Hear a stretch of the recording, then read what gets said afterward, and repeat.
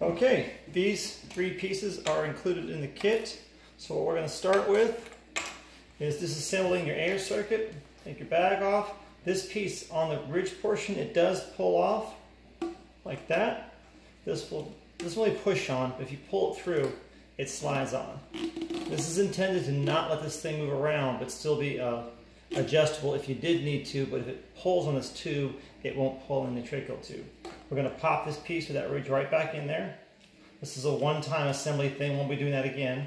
And then we're going to put our elbow on here and our bag there. And my doctor was concerned that even with this elbow like this off the edge of the table, the bag hangs straight. However, if it hangs too much off, you might get a pinch bag or you might lean against the table. In the event this happens, we made this bag straightener. This just clips onto here. Therefore, no matter how this is off the table or where it's at, it's always going to be open and not collapsed. Your other option, of course, is to rotate this whole thing, and you can place the whole thing on top of the table if you wish to.